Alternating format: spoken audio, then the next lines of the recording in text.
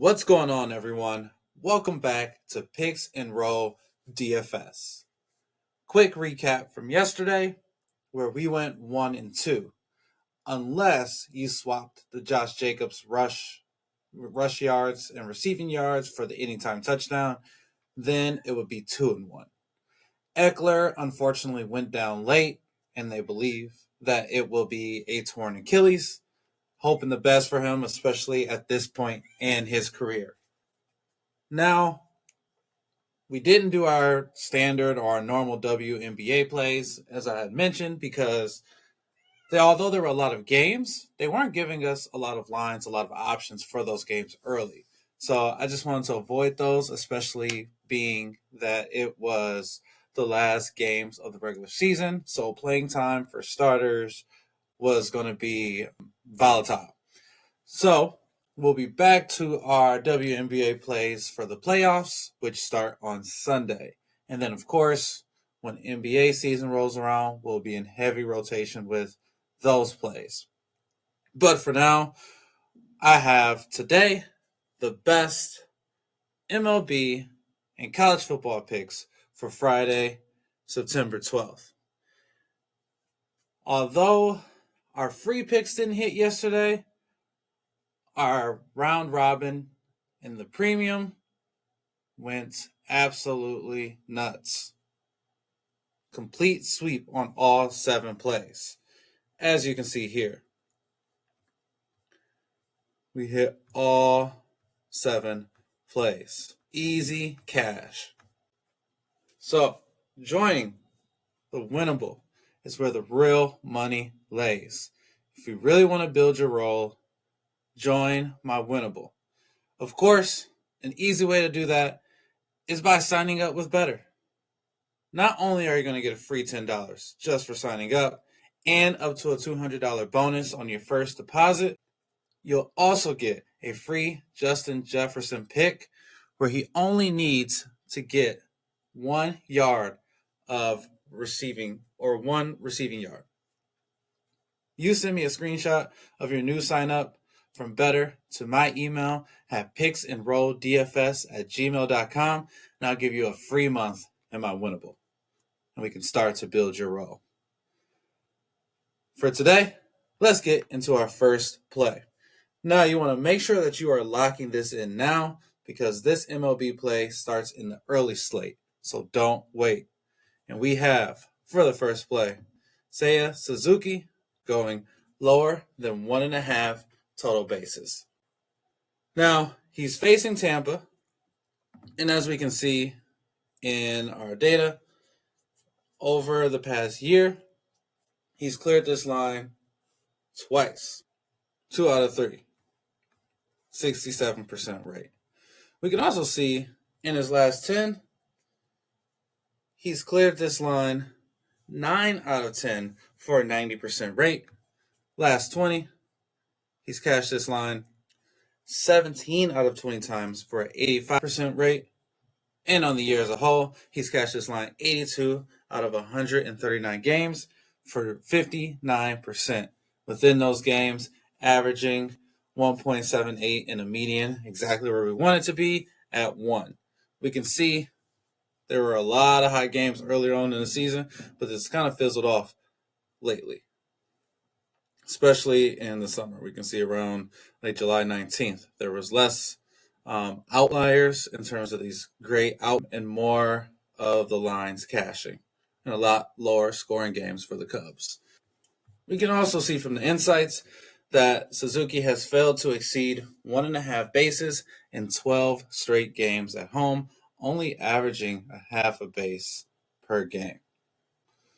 We can see with all of this green from the last 5 through the season and the head-to-head that the consistency backs the under here for Seiya Suzuki. Next, we're going to go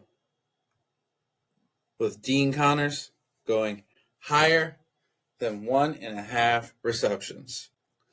Now, before we go into the data and why this play is a solid one, if you're rocking with me daily, make sure you're inside my Winnable. Premium plays are on a different level.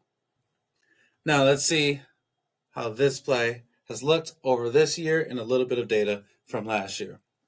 First, as always, we can look at other lines and see how they compare. We can see that Hard Rock Bet has this line favored at minus 105, Fliff minus 115, PrizePicks has it at their fixed rate of minus 119. We can see Bet 365 has it at minus 135, Sleeper at minus 156, and then Underdog, where I'm playing this line, is at minus 159. Now we can see in his last 5, he's cashed this line every game, average of 3.4 and a median of 3. Last 10, he's cashed this line 10 out of 10 times, 100% with an average and median of 4 receptions per game. Last year, he was also 100% in receptions. 12 out of 12 games, he went over 1.5 receptions with an average of 5 and a median of 4.5. And then this year so far, he's had at least 2 receptions in each game.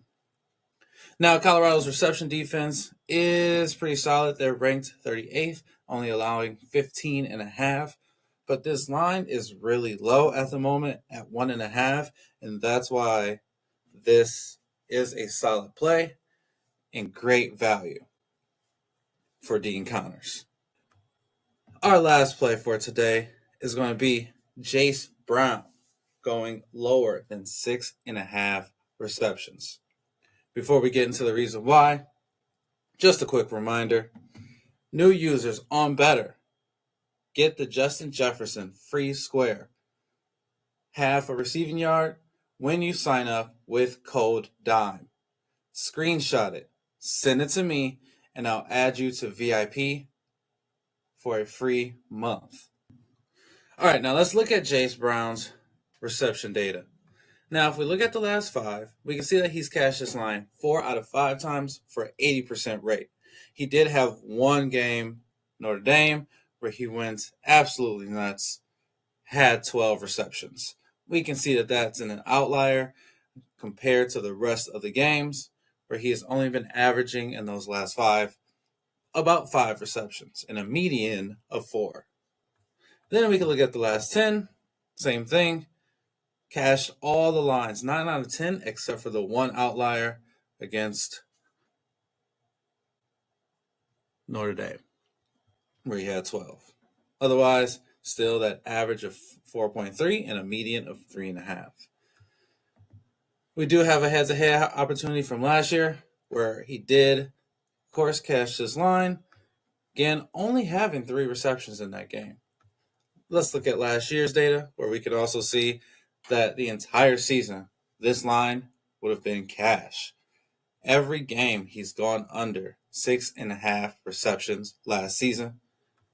And then for this year, he is 67% with that one game that he's gone over receptions with a crazy amount, which was 12.